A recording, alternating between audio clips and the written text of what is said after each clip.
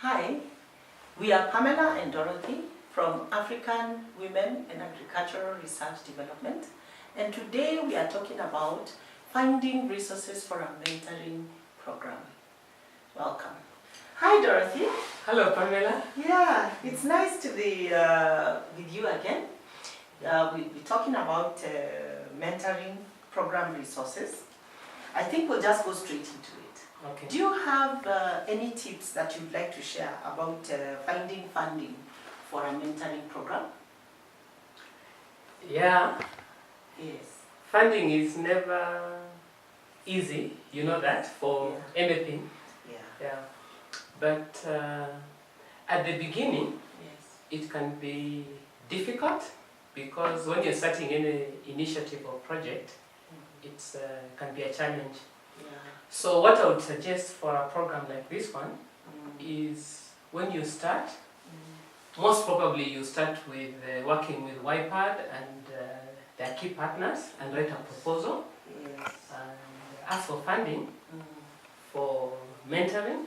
Yes. And maybe give data or statistics or examples from other similar mentoring programs that have worked. Yes. But as the program progresses, now you can use the data on the success of the mentoring program you're running to ask for funding.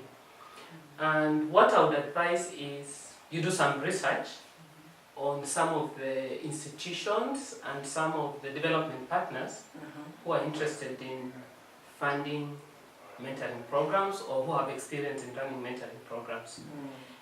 Like there are certain private sector groups that are working in agri-business that run mentoring programs, sometimes for young women or young upcoming professionals. Yes. Yeah. So a bit of research, and as you go on, you must have data. Okay. Yeah. All right.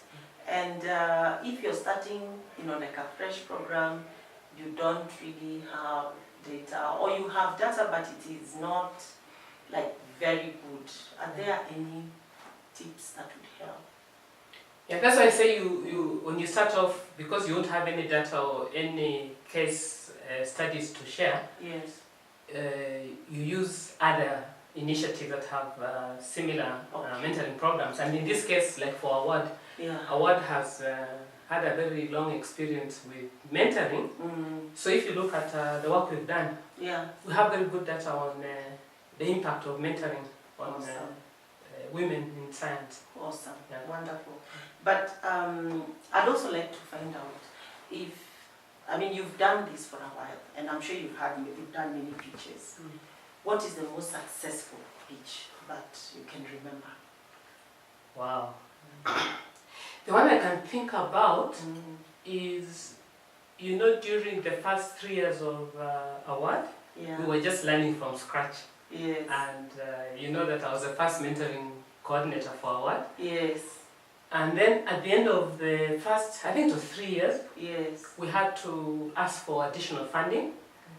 And I still remember it was in Montpellier in France. Yes. And we're meeting our donors and our steering committee and other partners.